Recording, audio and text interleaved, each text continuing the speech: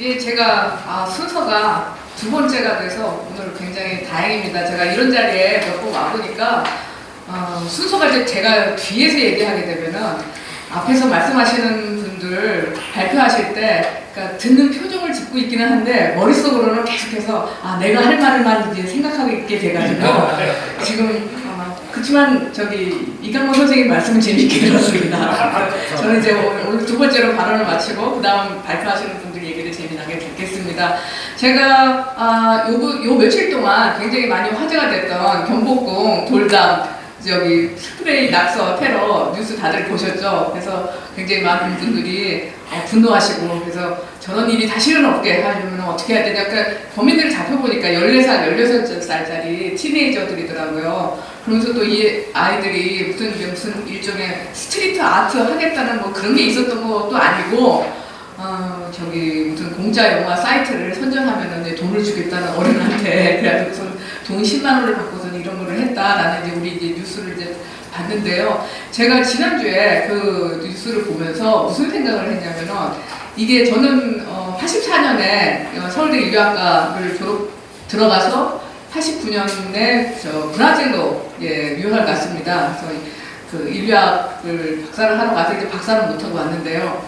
브라질에 여러분 가보신 분들 계시겠지만은 이 대도시에 가면은요, 상파울루나 리오데자네이루나 들어서는 순간 깜짝 놀랍니다. 외국에서 이를테면 한국에서 난 사람들은. 왜냐면은 모든 거리에 있는 건물 벽이 다 스프레이 낙서입니다.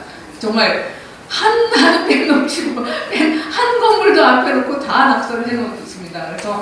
그래서 제가 이제 그 지난주에 그 얘기를 페이스북에 쓰면서 이렇게 공권력이 이렇게 우습게 된 나라, 사람들이 공권력을 무서워하지 않는 나라가 되면은 저런 브라질 같은 나라가 되면은 이런 이 스프레이 낙서 같은 게 생기는데 우리가 지금 민주당이 한 번 더 집권을 하게 되면 그리고 이재명 같은 사람이 대통령을 하게 되면 우리나라가 브라질처럼 되는 거는 시간 문제다. 제가 이제 이런 글을 페이스북에 썼어요.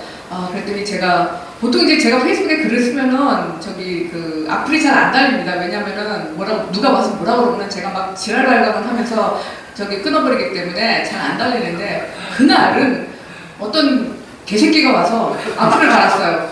그래서 저보고 경고입니다. 경공의 자제분 정도 해주시네. 제가 그래서 와서 참 한심한 사람이네. 정치한다는 소리 하지 마시오. 이렇게 써놓고 갔어요. 그래서 제가 마침 이제 옆에 있던 사람한테 왜 이러는 거죠? 뭐가 한심하다는 거죠? 제 얘기가 뭐가 틀렸죠? 했더니 이제 옆에 있던 분이 이렇게 보더니 아무리 이재명이 대통령 된다고 한국이 남미같이 됩니까? 나라라는 게 시스템으로 돌아가는데 그래서 제가 망할 수 있습니다. 얼마든지 나라의 시스템 망가뜨릴 수 있습니다. 대통령 한 명 잘못 뽑으면 이 얘기를 그러면 이번 주에 있는 이 토론회에 써야겠다. 이제 여러분 가끔 악플도 이렇게 도움이 됩니다. 생각보다 많이 도움이 됩니다. 그래서 제가 말씀드리고 싶은 거는 이 문재인 정권 5년 동안에 실제로 나라의 시스템이 굉장히 많이 망가졌습니다. 모든 분야에 걸쳐서 외교, 국방, 교육, 노동, 그리고 경제 아주 거진 모든 분야에 걸쳐서 나라가 완전히 엉망진창이 됐다고 생각하는데요. 우선 제일 중요한 것은 그 외교 분야에서 우리나라는 약소국입니다.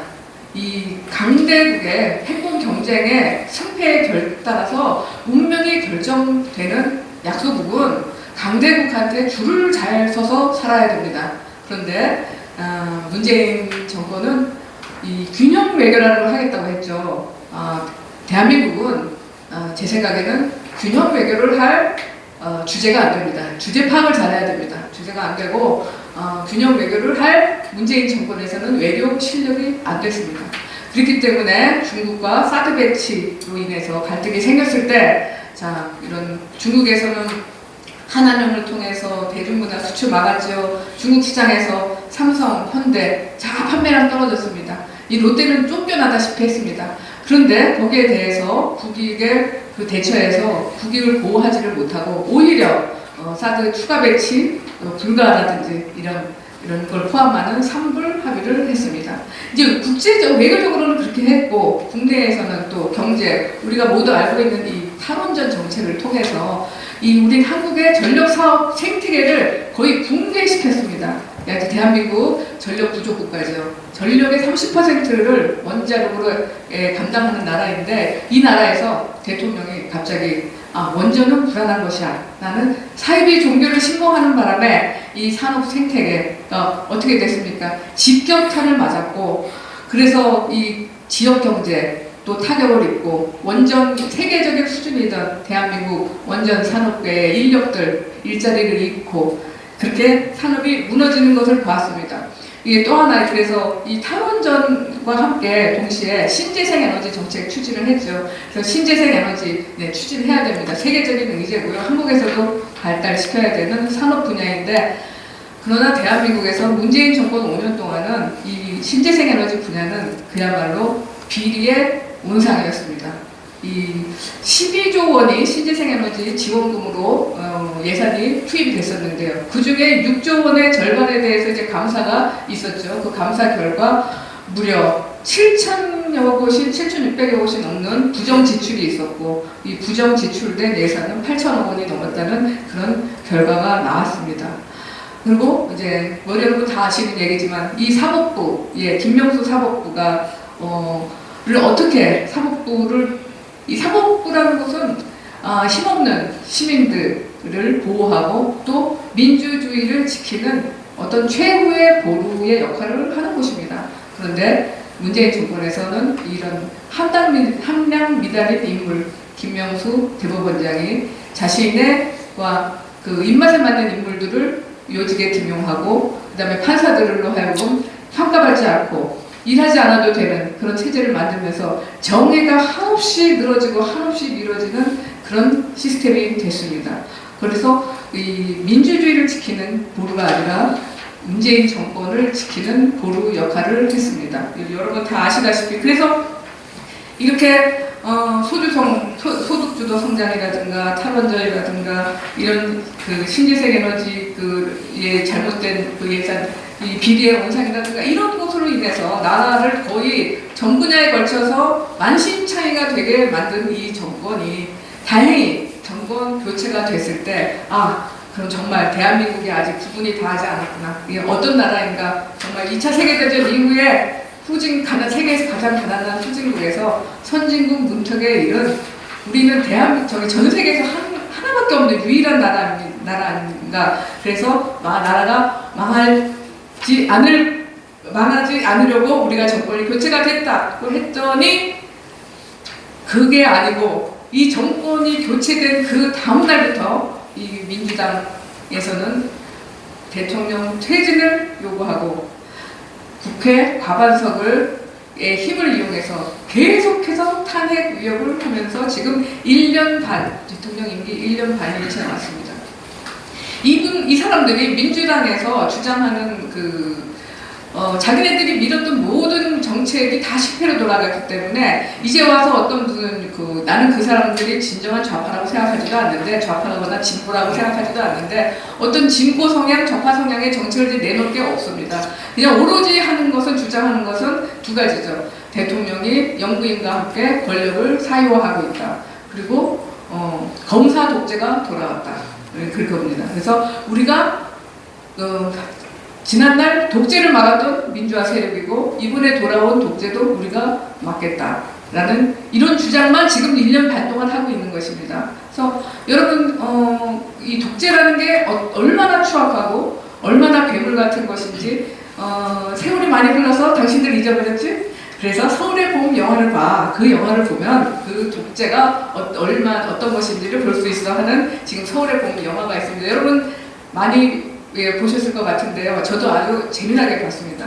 이게 우리가 재난 영화를 볼 때 그 재난 영화 안에 주인공들이 절대로 죽지 않을 걸 알면서도 그 재난 영화 속에서 주인공들이 죽을까봐 막 가슴을 졸이는 것처럼 저는 이 서울의 봄 영화를 보면서 우리가 그 결말을 다 알지 않습니까? 그럼에도 불구하고 이 장태환 장군이 전두환의 그 쿠데타를 막아주기를 막 손에 땀을 쥐고 바라게 그렇게 재미나게 잘 만들었습니다. 그 영화는 흥행 성공을 하기 위해서 선과 악의 대립으로 좋은 우리 편과 나쁜 거기서 이제 전두환이 완전히 무슨 조폭 두목 2인자처럼 나오죠. 이제 그 조직을 장악하려는 그 자기 수하를 거느리고 조직을 장악하려는 그런 조폭 2인자처럼 껄렁대는 깡패처럼 나오는데, 거기에 대해서 이제 장태환 장군은 이 올바른 군인 정신으로 그걸 막으려는 해서 성과 악의 대립이 치열하게 벌어지다가 영화 마지막이 굉장히 인상적이고 강렬하죠. 그 장태환 장군 편에 서서 쿠데타를 막으려고 했던 사람들은 감옥에 갇히고 고문당하고 고초를 겪는 동안, 전두환 편에 서서 쿠데타를 도왔던 군인들은 그 후에 승승장구, 국회의원도 하고 참모총장하고 국방장관하고 그리고 그 중에 한 명이 대통령까지 했던 게 영화 제일 마지막에 서로 교차 이제 편집을 해가지고 서로 보여주는 장면이 굉장히 인상적이었습니다. 근데 저는 이런 생각을 했습니다. 제가 아까 사회자님께서 설명해 주신 것처럼 저는 뭐 운동권은 대학 다닐 때 운동권은 아니었습니다만 그 1, 2학년 때까지는 그때 말하자면 무슨 언더서클, 뭐 집 이렇게 얘기하던데 저도 이제 같이 있었습니다. 그러나 제가 그 학생 운동을 하고, 그리고 또 87년 6월 항쟁 때는 저도 이제 거리에 나갔었습니다. 그때는 이미 운동권이 아니었지만 그때는 운동권 이런 거 구분 없이 다 나갔었습니다. 그때 우리가 원했던 거는 직선제 개헌이었습니다. 대통령을 직접 뽑을 권리였습니다. 그 당시에 학생운동 그 핵심 지도부 안에 북한과 뭐 어떻게 하고 싶어 하고 공산주의 혁명을 원하는 사람들이 있었는지는 모르겠지만, 저를 비롯해서 거기 학생운동에 지지했던 수많은 사람들은 그런 것을 알지 못했고, 만에 알았더라면 동의하지 않았을 거라고 생각합니다. 그래서 80년 그 지금 서울의 봄과 그 후에 5.18로 이어졌던 그 민주화 운동 세력이 원했던 것은 민주공화정의 수립입니다. 그렇기 때문에 진정한 그 민주화 운동의 계승자라면은 지금도 민주공화정 질서를 수립하는 사람들이어야지, 이 임기가 시작되자마자 있지도 않는 독재를 주장하면서 탄핵을 하겠다는 과반석을 힘을 과시하면서 위협하는 민주공화정 질서를 위협하는 세력들은 결코 민주화 운동의 계승자가 될 수 없다고 생각합니다. 네, 저는 여기까지 하겠습니다.